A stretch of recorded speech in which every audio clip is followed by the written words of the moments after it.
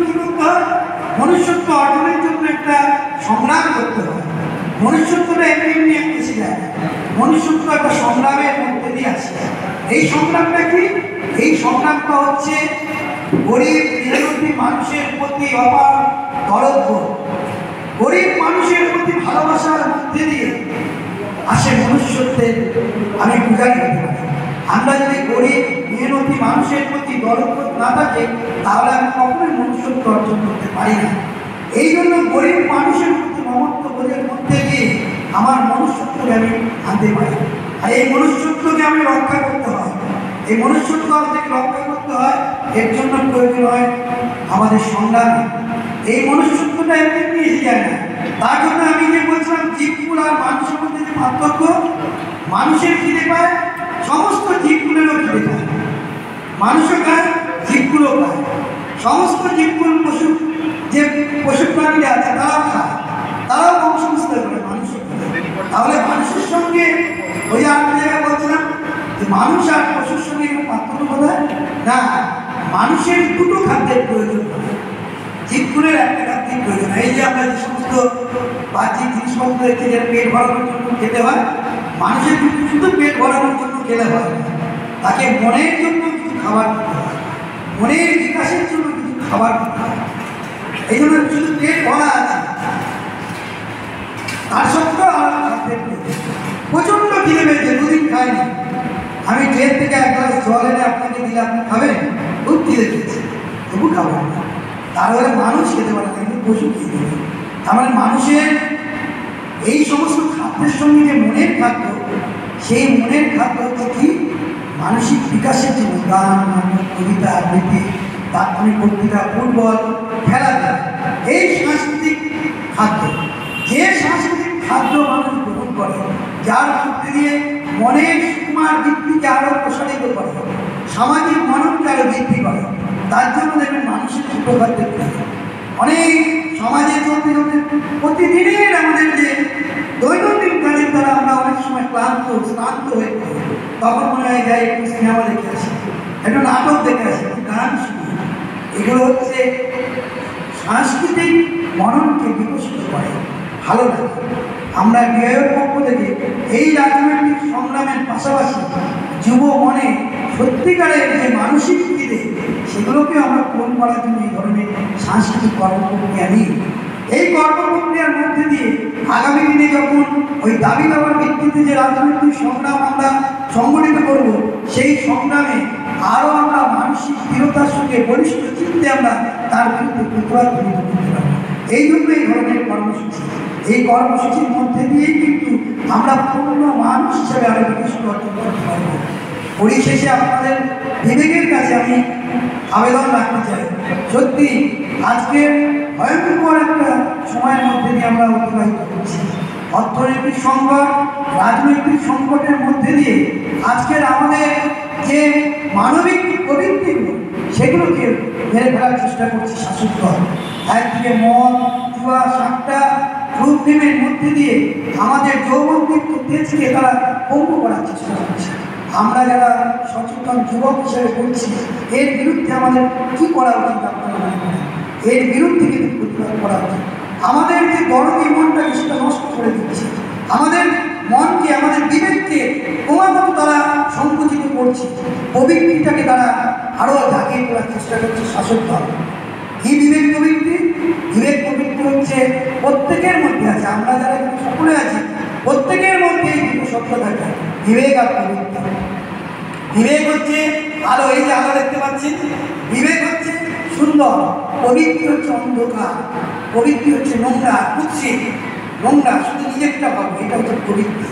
আজকের সমাজ গঠনে শাসক দল ঝান্ডার রঙের যাই পার্থক্য থাকবে, শাসক দল চায় সমস্ত মানুষের, ছাত্র, যুব, সাধারণ মানুষের প্রবৃত্তি বাড়ুক, বিবেকটা কমে যায়।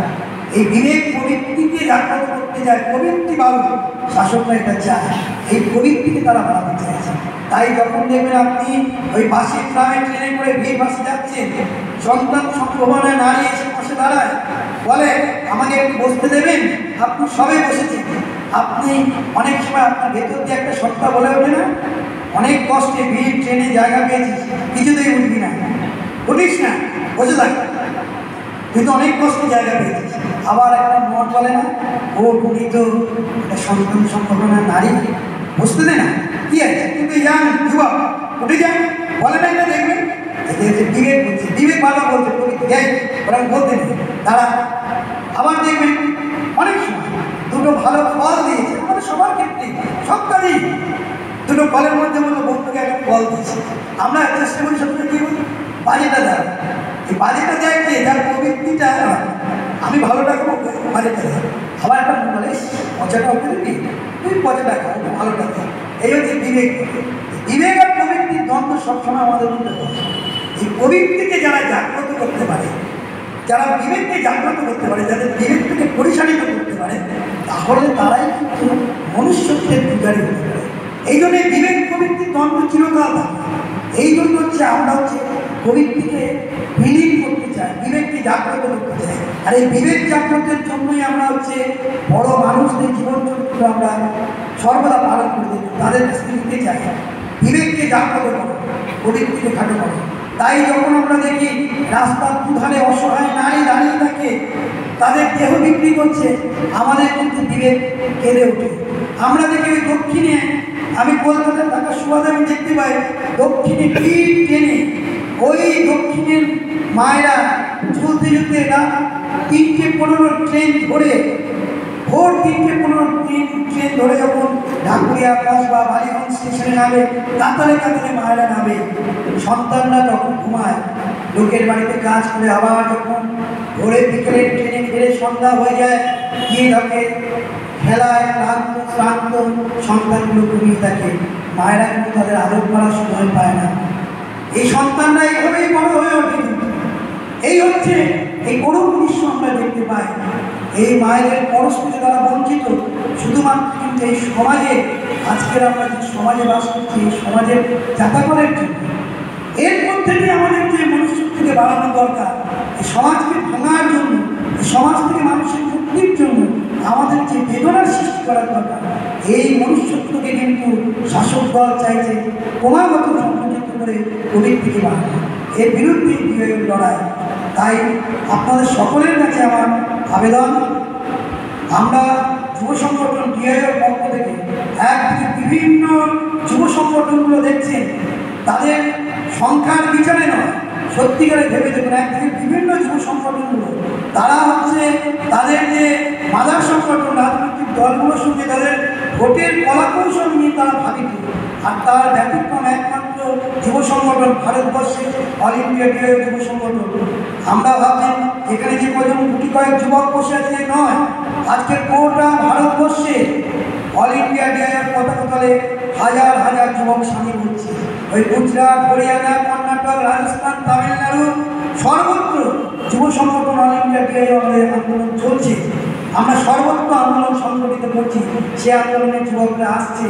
আগামী দিনে এই সমস্ত অপসংস্কৃতির বিরুদ্ধে, এই যুবকদের উপর নেমে আসা আক্রমণের বিরুদ্ধে সত্যিকারের আন্দোলনের দীপিকা জ্বালানোর জন্য প্রচলিত মশাল আকারে গোটা ভারতবর্ষের যুবকরা যাদের জাজল্যমান হিসেবে তারা পথে নামতে পারে, একটা উন্নত সংস্কৃতির আধারে, সেই লক্ষ্য নিয়ে আমাদের যুব সংগঠনের পক্ষ থেকে আমরা যে আন্দোলনের একটা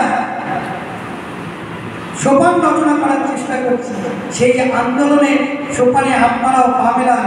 কোচবিহার জেলার যুবকর্মীরা আপনারা যে যেখানেই থাকেন, সেখানে আপনাদের সাধ্যমতো প্রতিদিন আপনাদের ভরণ পোষণের জন্য ন্যূনতম যে কাজটা করার দরকার, সেই কাজটা করার পর অন্তত সপ্তাহে যদি মনে করেন 1 ঘন্টা আমি সময় দিতে পারি, 1 ঘন্টা দিয়েও যুবকদের সচেতন করুন।